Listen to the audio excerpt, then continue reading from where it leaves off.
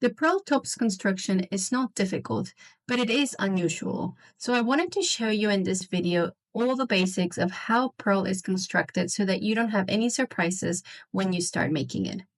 First of all, you need to know that pearl is constructed from the bottom up, which means that you start at the bottom hem of the body and then you work flat until the desired length from the bottom to your underarms.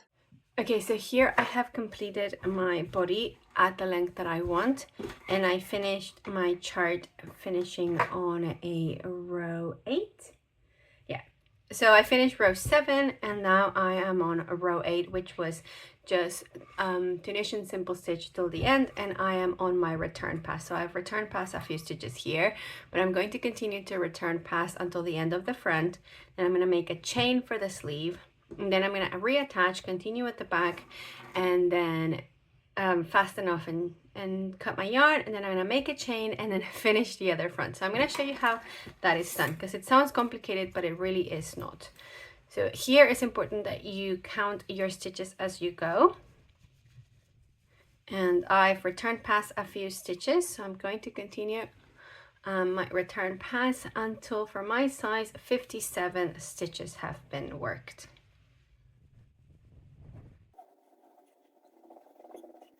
Okay, so here I have worked all of my stitches for the first front, which is my left front, and now I'm going to chain for my sleeve. So where I have finished my return pass, I'm going to ignore the stitches on my hook and I'm simply going to chain here. For my size, I'm going to chain 24.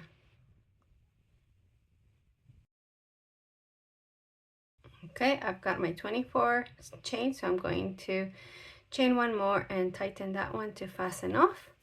And I'm going to cut my yarn and pull it through. And there you go. So that is my left front and my chain for the sleeve. And I'm going to go to the back. So I'm going to continue where I left off, pick up my yarn, and I don't need to do anything to attach it. I'm just going to start return passing at the back. So I'm going to pull through one loop, and I'm going to pick up my active yarn and pull through two, and continue like this until I have return pass the right amount of stitches for my back. I am making size 4, which is 111 stitches. So I'm going to do that and I'm going to show you what it looks like. Okay, so I have finished return passing my back, and counting the back stitches is really easy because they're all multiples of 10 plus 1.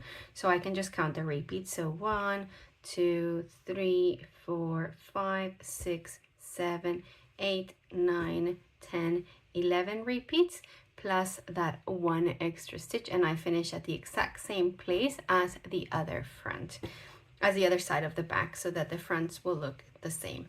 And all I'm going to do here is I'm going to fasten off, so just pull through, fasten that little chain, and then I can cut my yarn and pull it through.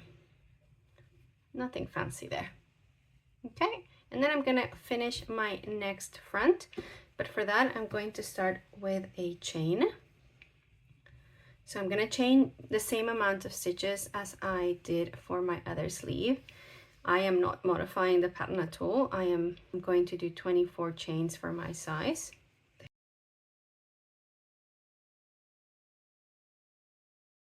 Okay, now that I have my 24 chains, I'm going to start my return pass, and I'm going to simply yarn over and pull through my chain and my first stitch and continue all the way until the end.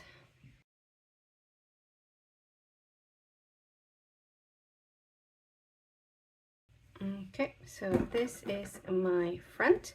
From here on out, you're going to work only on the right front, which is the one you just finished, and you're going to start decreasing at the end, and this chain is simply the sleeve. So when you get to working on these chains, you're going to work on the back bumps of those chains to leave a very, very lovely, neat edge, and you're going to work this side straight, and this side you're going to start decreasing. So from this moment on, you can follow your chart if you want to, and if you also want to, you can shorten the cable on your needle, since you're only going to work this long, you might not want to have all of this cable on your needle if you want to.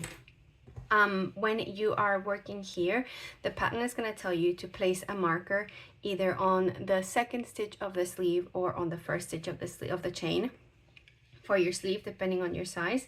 Now, you can place that marker and move it up as you go, or simply observe your work and you'll be able to read where the sleeve starts. So you don't need to move that marker if you don't want to, but if you want to, then you should. But the sleeve is always worked in Tunisian simple stitch. The body is worked in lace, and these first 3 stitches are always done in Tunisian simple stitch as well.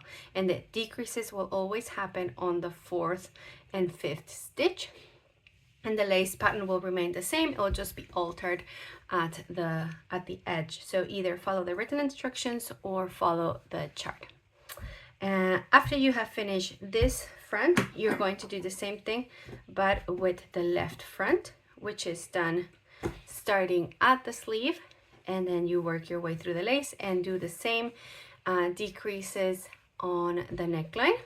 All right, so this is what I have of the body so far.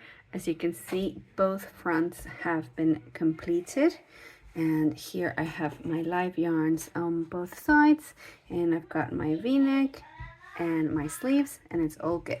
I'm gonna turn it around and show you the back. Now the back is obviously not complete.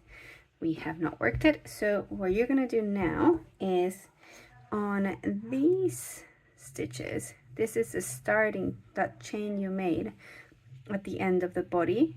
So you're gonna start by picking up stitches here.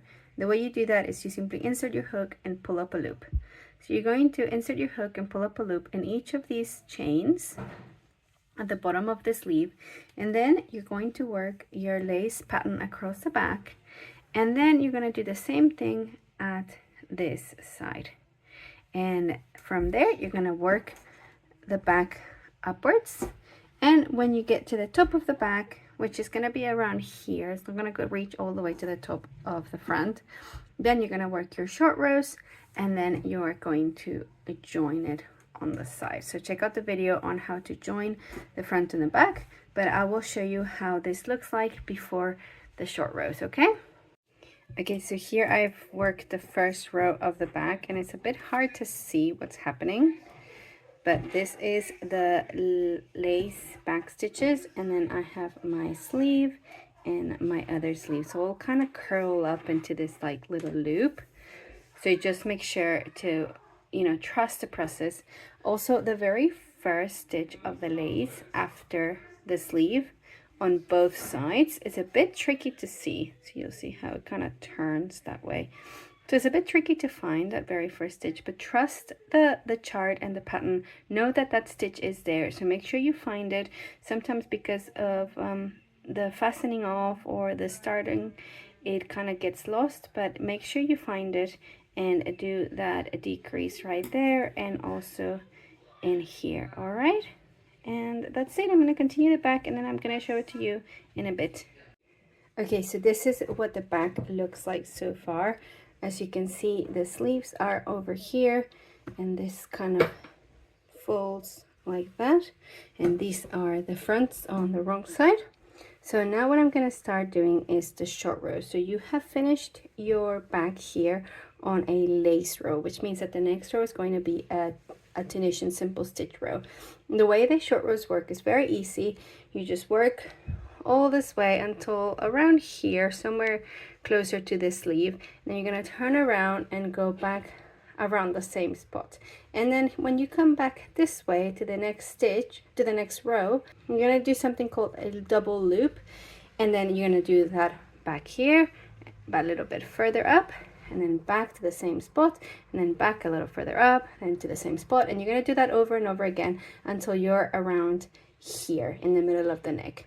And on this side you're going to have little steps, and on this side you're also going to have little steps that are inside your cable. All right, so here it is, my last row of the back. You can see how it goes up in the middle, so this will give you a lovely shoulder drop. And then you are going to be joining the fronts to these edges and to the sleeves, and then you are done. So I'm just going to return past this one, and I am done with my back. After that, all that is left to do is join the shoulders, continue those 3 stitches from the edging around the neckline, and then create a little cord edging around the whole front, a straps if you want to, and a cord edging around the sleeves. And you're done.